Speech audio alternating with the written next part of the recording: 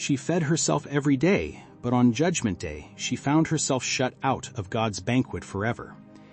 Elizabeth Carter was a name everyone in the city knew. A famous chef, she owned Carter's Table, a fine dining restaurant that was always fully booked. Her life revolved around food, not just cooking it, but indulging in it. Her motto was, "Life is too short for small plates," and she lived by it without restraint. People praised her for her talent, but few saw the selfish appetite that ruled her heart. One bright Saturday morning, Elizabeth was finishing a 7-tier wedding cake for a wealthy client. The cake was a masterpiece, buttercream roses, gold leaf accents, and layers so rich they seemed to glow under the kitchen lights. But as she worked, she kept cutting small slices for herself.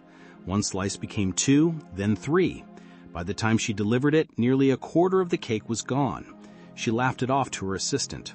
"They paid for it, I should at least enjoy it," she said.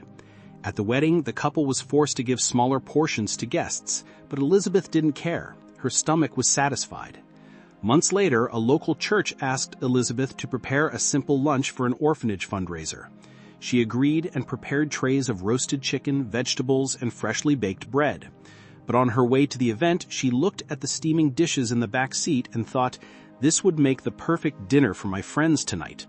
She pulled into a fast food drive-thru, bought a few smaller meals, and delivered those instead. That night, she and her friends feasted, while the children at the orphanage ate barely enough to fill their stomachs. Elizabeth's appetite ruled every decision. During a church-wide fasting period, she refused to participate. She would invite members who were fasting into her kitchen just to let them smell the aroma of her cooking. "God gave us taste buds for a reason," she teased one friend, waving a forkful of steaming pasta under her nose. Her laughter filled the room, but in heaven's record, it was no joke. She was mocking discipline and using her gift to weaken others' spiritual focus. Her final act of selfishness came when her younger sister called in desperation. Their widowed mother was sick and needed urgent medication. Elizabeth promised to send money immediately, but when she saw a block of rare imported cheese at the market, she couldn't resist. She bought it to prepare a new dish for an upcoming cooking competition. Her mother had to borrow money from neighbors for her treatment. One evening, during a competitive eating event at her restaurant, Elizabeth choked on a piece of steak. The crowd screamed, but it was too late.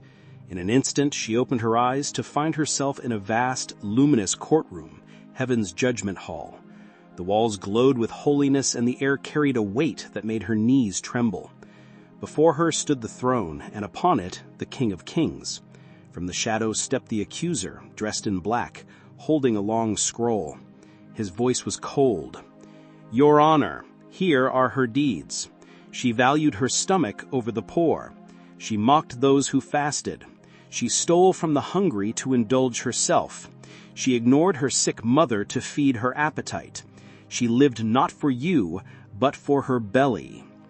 As he spoke, the courtroom walls lit up like a giant screen, replaying each scene: the wedding cake, the orphanage swap, the fasting mockery, and the cheese purchase.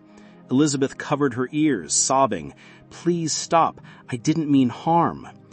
Jesus looked at her with eyes full of both love and sorrow. "Elizabeth, I gave you a gift to feed the world, but you fed only yourself.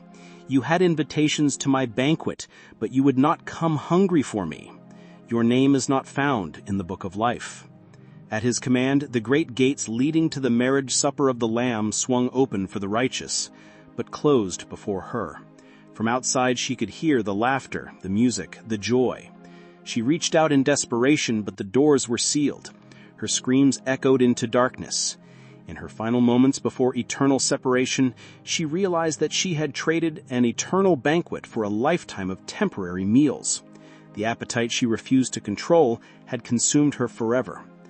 My friend, gluttony isn't only about overeating. It's about selfishness, waste, and valuing your pleasure above God and others. It's about living for yourself while others go hungry, both physically and spiritually. Feed your soul more than your stomach, because one day the banquet of heaven will open, and you don't want to be locked outside. If this story has touched you, subscribe now and join us as we share more life-changing stories that point you to eternal life. Your preparation starts here. Don't let your belly rule your destiny. Feed your soul with the Word, your hands with generosity, and your heart with Christ. The only banquet worth living for is the one in eternity.